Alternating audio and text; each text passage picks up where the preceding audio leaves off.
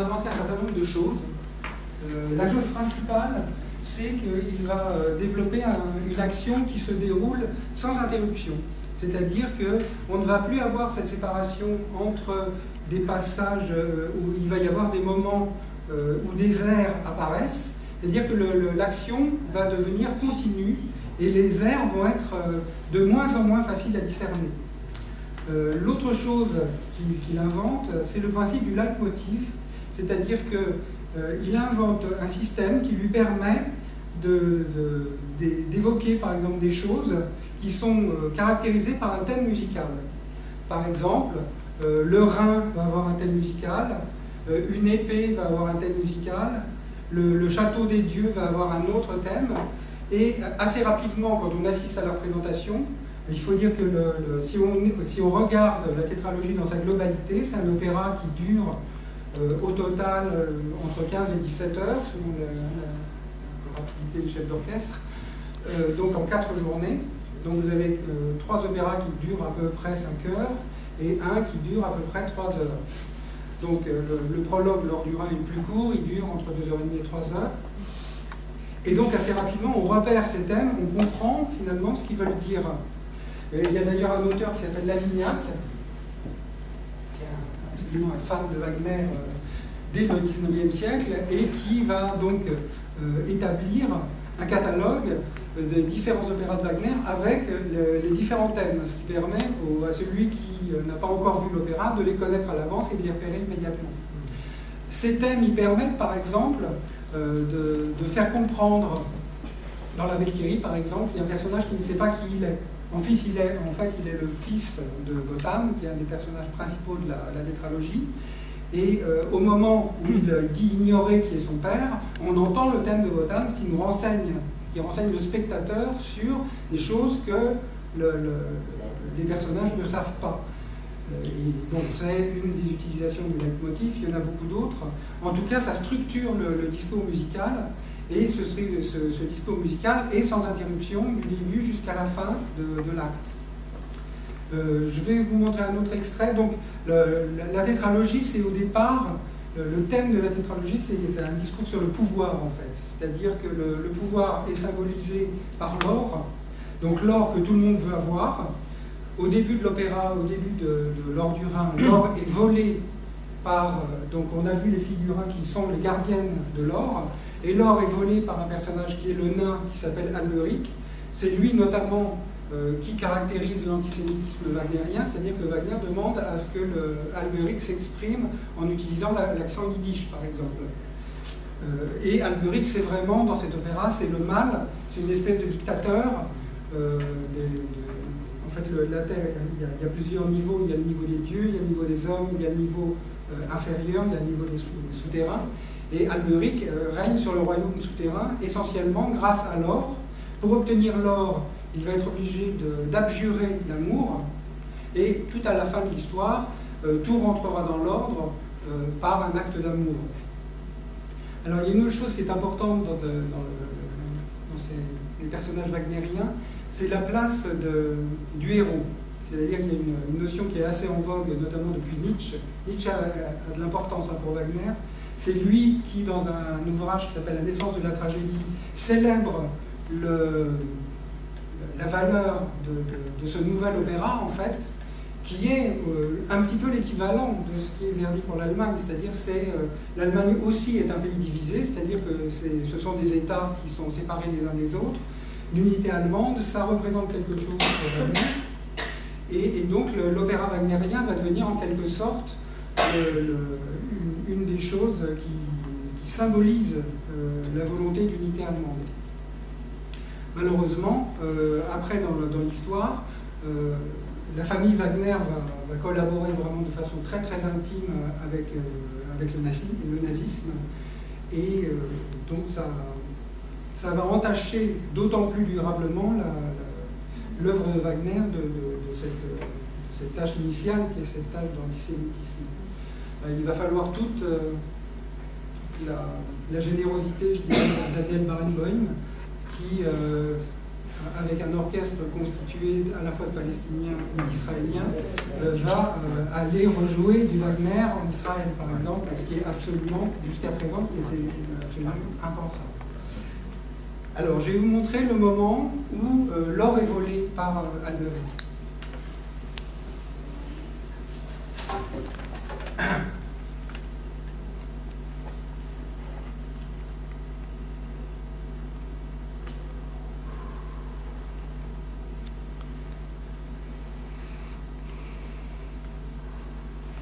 Je vais vous montrer l'autre mise en scène.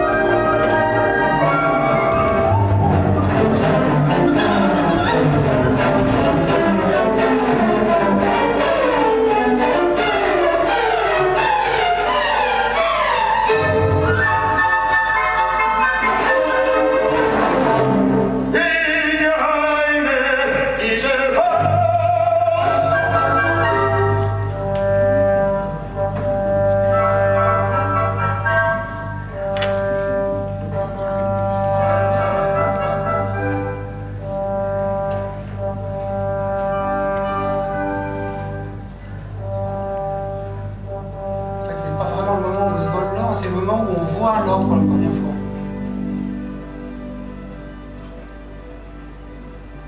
Et le thème que vous entendez là, c'est le thème de l'or.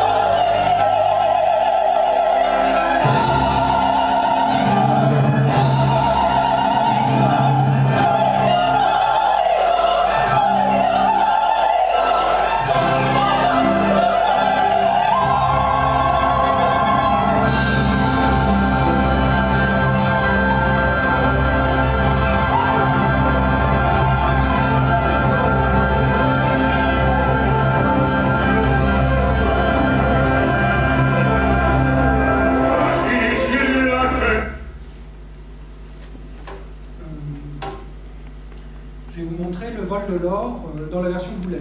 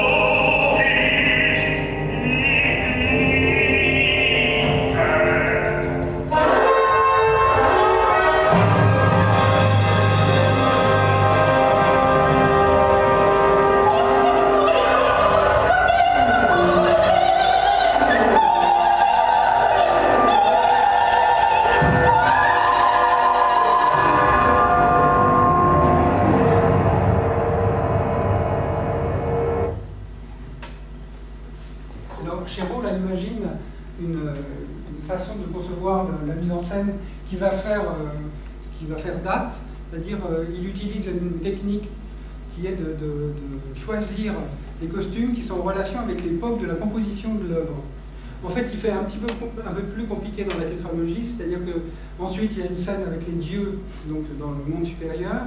Les dieux vont être habillés comme des personnages du XVIIIe siècle, et au fur et à mesure que l'opéra va évoluer, donc on va retourner sur des costumes qui sont de l'époque de la composition de l'œuvre, c'est-à-dire de la moitié du XIXe siècle. Bon, je ne vais pas m'attarder trop sur Wagner, parce que je veux bien vous parler un peu du XXe siècle. Je vais quand même vous montrer la célèbre chevauchée des Valkyries. Je vais vous en montrer 3 versions. La chevauchée des Valkyries, c'est le moment où les Valkyries amènent des guerriers morts censés défendre le château de Wotan. Bon, malheureusement, je ne peux pas vous expliquer très en détail l'action. Pour raconter la tétralogie, sans donner d'exemples musicaux, il me faut 1 heure.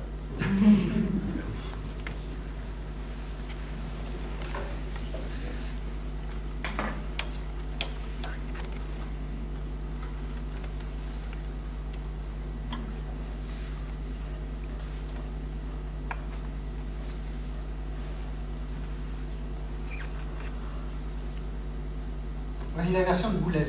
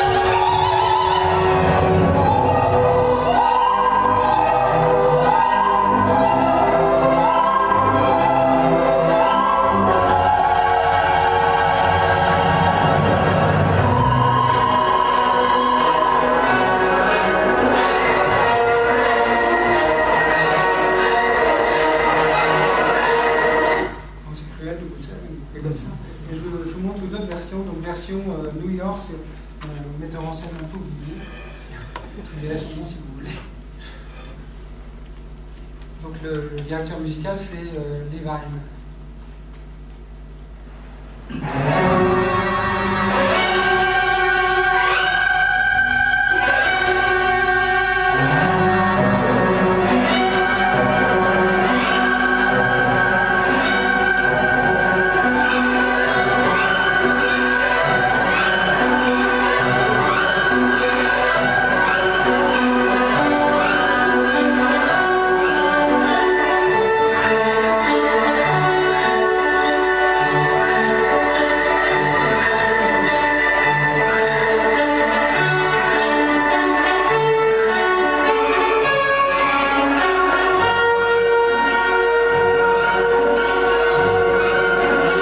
Notable, c'est que là on voit l'orchestre, alors que dans la version précédente on ne le voyait pas. Je vous expliquerai pourquoi après.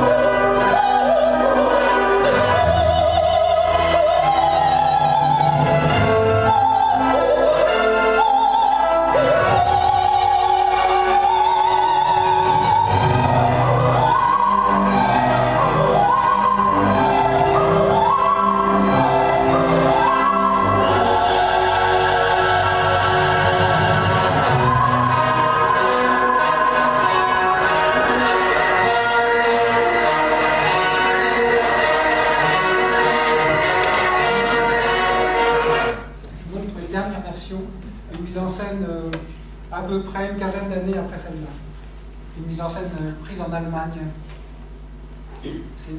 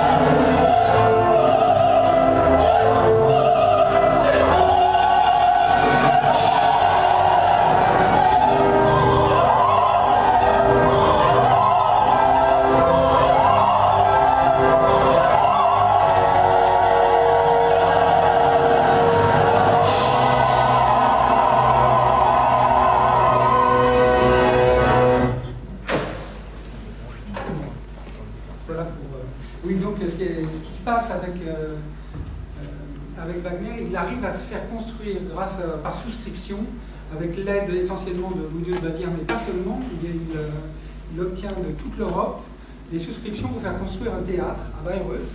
Ce théâtre est totalement nouveau, c'est-à-dire qu'il veut absolument que les spectateurs soient complètement baignés dans le spectacle. Donc il invente une forme de théâtre où l'orchestre n'est pas visible.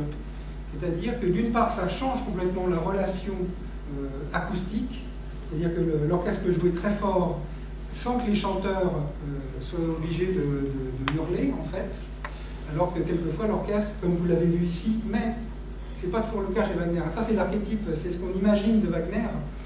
C'est pas toujours ça, Wagner, hein. C'est-à-dire que dans la plupart des moments, on est plutôt dans une sorte de flux de paroles, avec un flux mélodique constant, mais on n'est pas nécessairement dans le fortissimo tout le temps. Ces grands moments fortissimo sont finalement relativement épisodiques dans la tétralogie. Donc il fabrique ce théâtre, il fait construire ce théâtre, et la tétralogie y est représentée. Une autre chose qui est très importante dans ce qu'invente Wagner, c'est dans l'écriture musicale. On arrive en fait à une période où on arrive à la limite de ce qu'on appelle la musique tonale. Alors, c'est un peu difficile en 3 minutes d'expliquer ce que c'est que la musique tonale et ce que fait Wagner. Grosso modo, la musique européenne est constituée de modes, c'est-à-dire à partir d'une gamme, do, ré, mi, fa, sol, la, si, do, il y a 7 sons.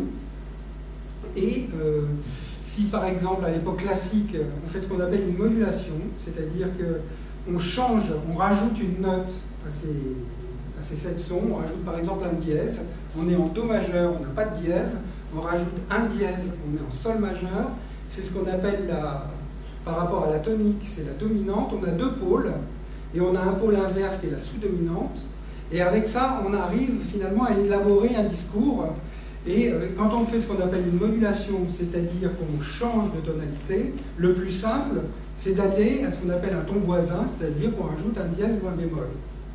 Wagner, notamment dans Tristan, invente un langage où carrément on passe de aucun dièse, aucun bémol, à tous les dièses. C'est-à-dire que tout à coup on fait une modulation d'un demi-ton, c'est ce qu'on appelle le chromatisme, et avec ça on rompt complètement l'écriture musicale occidentale, c'est-à-dire qu'on arrive en fait à une chose qui ne peut pas aller plus loin dans la modulation, et c'est ce fameux final de Tristan. Je pense que Marie-Laure Veillerenal vous l'a fait entendre. Est-ce qu'elle l'a fait entendre? Est-ce que vous vous souvenez? Sinon ça vous entend? Non. Je crois que le siècle va passer à l'heure. Non. Il va être obligé de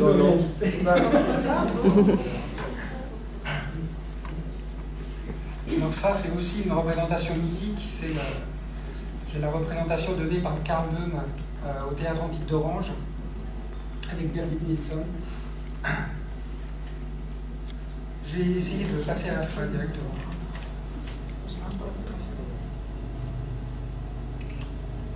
J'aimerais bien qu'elle sonne.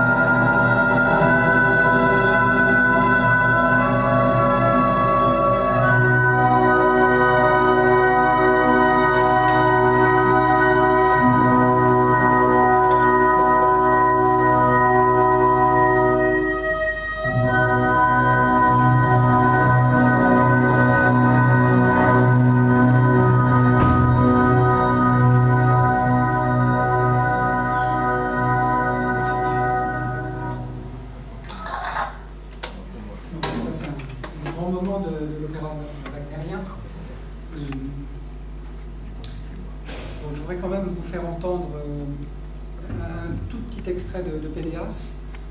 Donc Péléas et Mélisande, c'est un opéra qui est tout à fait du début du siècle, c'est 1905 si je me souviens bien, début du XXe siècle donc. En fait, le principe est le même, c'est-à-dire qu'on a un discours musical continu, c'est-à-dire à nouveau il n'y a plus d'air, et à nouveau on se retrouve finalement dans l'idéal que je vous ai expliqué, que je vous ai raconté la dernière fois, de tout à coup le texte reprend l'avantage, c'est-à-dire qu'il faut absolument qu'on entende ce que disent les personnages.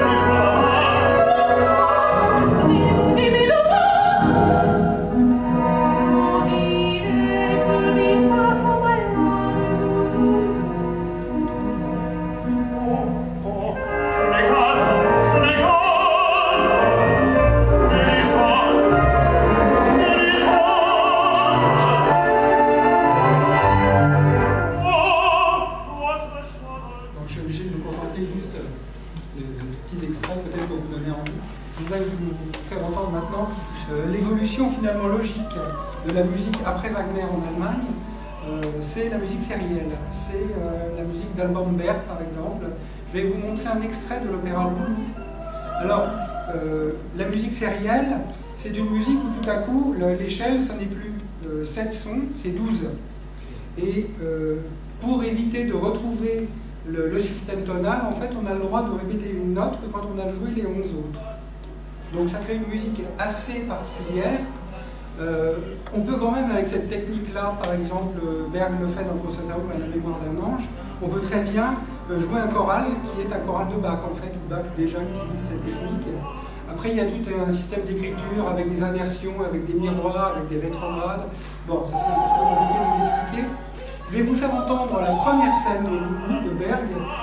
Alors, quand on a un petit peu l'habitude, on s'aperçoit, c'est une scène où un personnage, le personnage du peintre, poursuit Loulou, et ça se termine par un viol en fait. Et cette poursuite, elle est musicalement représentée par le fait qu'il y a des mélodies qui au départ sont un peu éloignées et qui petit à petit se resserrent et se rejoignent. Je vais vous faire entendre ce passage.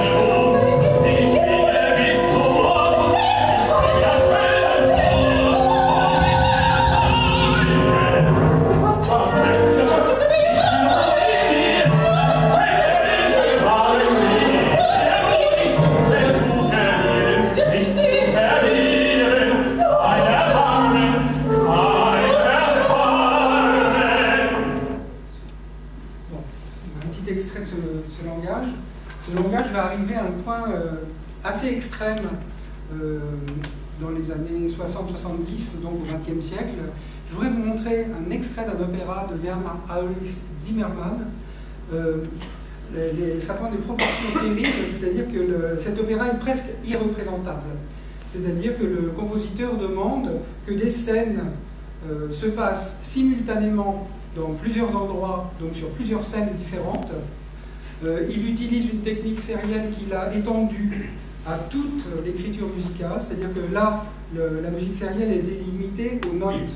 Il va y avoir là aussi des séries d'intensité, par exemple, c'est-à-dire qu'il y a un certain nombre d'intensités à respecter, et pareil, il va falloir les reproduire dans un certain ordre. Donc il y a des contraintes qui sont de plus en plus compliquées, et la contrainte de la mise en scène là est déjà extrêmement compliquée. Le metteur en scène que vous allez voir a trouvé une façon assez astucieuse de représenter là les choses. Ce que vous allez voir, vous allez constater qu'il y a au moins 3 scènes qui se déroulent en même temps.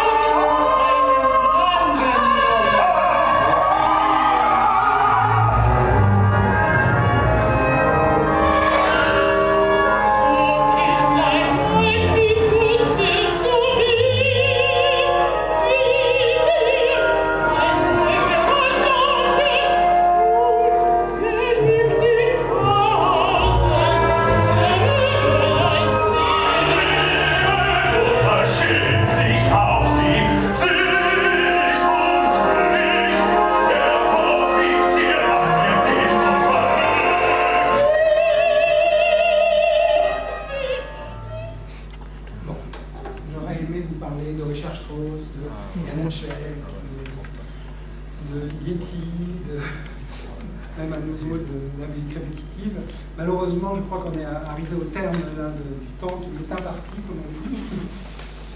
Mais bon, peut-être que j'espère que ça vous aura quand même donné l'envie de voir des œuvres, en tout cas. Le répertoire du XXe est très intéressant, lui aussi. Et il est très divers, c'est-à-dire qu'il y a des techniques qui ne se ressemblent pas. Si on prend un compositeur comme Britten, par exemple, ou un compositeur comme Janacek, qui sont plutôt influencés par des musiques populaires, en fait. Janacek utilise beaucoup des formes de musique populaire, de même qu'un compositeur comme Bartók, par exemple, qui a écrit un opéra qui s'appelle Le Château de Barbe-Bleue.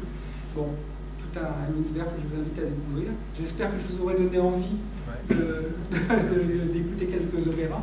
Pour information, cette nuit, aux alentours de 23h55, on peut voir une version de Hippolyte et Aristide Rameau sur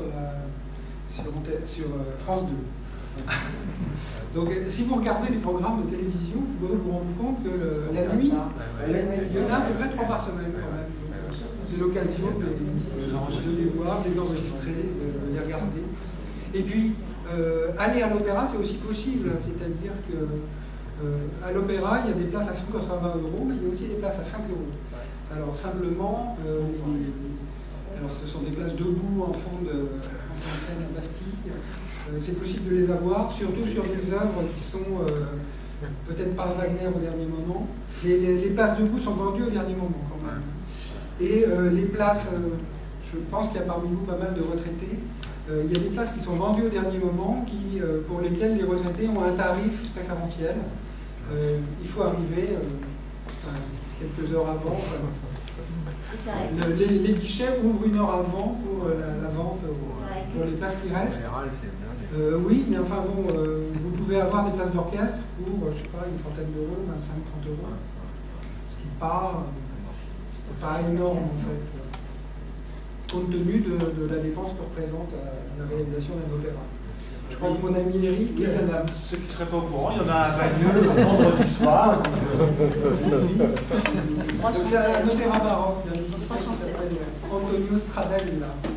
C'est à 20h30 et ça se passe au Théâtre Victor Hugo. Voilà. Écoutez, je vous remercie. Merci beaucoup. Ça ne dure pas 5 heures.